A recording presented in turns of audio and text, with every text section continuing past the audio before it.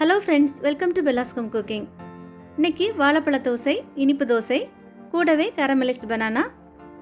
சாயங்காலம் ஸ்கூலுக்கு போயிட்டு வர பிள்ளைங்களுக்கு கொடுக்கறதுக்கு ரொம்ப ஹெல்த்தியான ஈஸியான ரெசிபி இது. எப்படி பண்ணுறதுன்னு பார்க்கலாம். 1.5 கப் நல்ல பழுத்த நேந்திரன் வாழைப்பழம், நீங்கள் எந்த பழம் வேணாலும் பயன்படுத்திக்கலாம். 1/4 டீஸ்பூன் உப்பு, 2லேருந்து 3 டேபிள் ஸ்பூன் சர்க்கரை, நீங்கள் நாட்டு சர்க்கரை, மண்டை வெல்லம் எதுவாக இருந்தாலும் சேர்த்துக்கலாம்.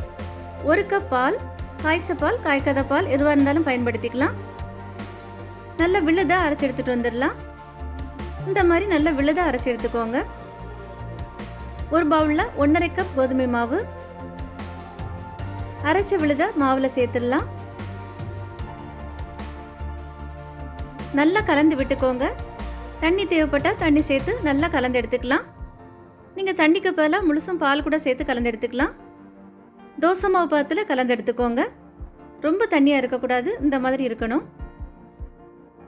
தோசைக்கல்லில் நெய், எண்ணெய் அல்லது வெண்ணெய் ப்ரஷ் பண்ணி எடுத்துக்கோங்க. ஒரு கரண்டி மாவு எடுத்து விரித்து எடுத்துக்கலாம்.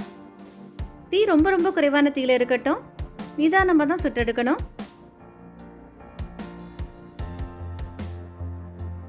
தோசையில் மேல் பகுதியில் இந்த மாதிரி நிறம் மாதிரி லேசாக வெந்து வரணும். இந்த ஸ்டேஜில் தேங்காய் சேர்த்துடலாம். நீங்கள் தேங்காய் சேர்க்காம அப்படியே கூட சுட்டு எடுத்துக்கலாம்.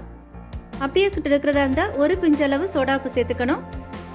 இனிப்புக்கு 1 டேபிள் ஸ்பூன் அளவு சர்க்கரை அல்லது நாட்டு சர்க்கரை. பழம் சேர்த்துருக்கிறதால ரொம்ப சாஃப்டாக இருக்கும். அதனால் ஓரங்களில் இந்த மாதிரி லேசாக எடுத்து விட்டு அதுக்கப்புறமா அப்படியே 2ஆக மடித்து விட்டுக்கோங்க. தீ ரொம்ப ரொம்ப குறைவான தீயிலே இருக்கட்டும். ரொம்ப சாஃப்டாக இருக்கும், கவனமாக எடுத்துக்கோங்க. உங்களுக்கு இந்த மாதிரி எடுக்க வரலன்னா இன்னொரு கரண்டியை பயன்படுத்தி இந்த மாதிரி எடுத்துக்கோங்க. இதோடவே கேரமலைஸ்ட் பனானா எப்படி பண்ணுறதுன்னு பார்க்கலாம். ஒரு பேனில் 2 டேபிள் ஸ்பூன் நெய் அல்லது பட்டர், 2 நேந்திரன் வாழைப்பழம் நல்லா கலந்து விட்டுக்கலாம். நல்லா வேகிறது மாதிரி மிதமான தீயில மறைச்சி விட்டுக்கோங்க. முழுசும் மஞ்சள் நிறத்துக்கு மாதிரி வெந்து வந்திருக்கு. இனிப்பு சுவைக்கு 2 டேபிள் ஸ்பூன் நாட்டு சர்க்கரை அல்லது சர்க்கரை. குறைவான தீயில இருக்கட்டும். சர்க்கரை எல்லாம் உருகி கரமலைஸ்ட் ஆகி வரணும். ஒரு வாட்டி மறைச்சி விட்டுக்கோங்க. சர்க்கரை எல்லாம் உருகி கரமலைஸ்ட் ஆகி வந்திருக்கு. கோல்டன் ப்ரௌனுக்கு வந்திருக்கு. ஆஃப் பண்ணிடலாம். இனிப்பு தோசையில் தேங்காய் சர்க்கரை பூரணம் உருகி நல்ல ஜூஸியாக இருக்குது. இதோடவே கேரமலைஸ்ட் பனானா ரொம்ப ரொம்ப டேஸ்ட்டாக இருக்குது. சாயங்காலம் ஸ்கூலுக்கு போயிட்டு வர பிள்ளைங்களுக்கு கொடுக்கறதுக்கு ரொம்ப ரொம்ப டேஸ்டான ரொம்ப ஹெல்த்தியான ரெசிபி இது. நீங்களும் ட்ரை பண்ணி பாருங்கள். உங்களுக்கு இந்த வீடியோ பிடிச்சிருந்தா லைக் பண்ணுங்கள்.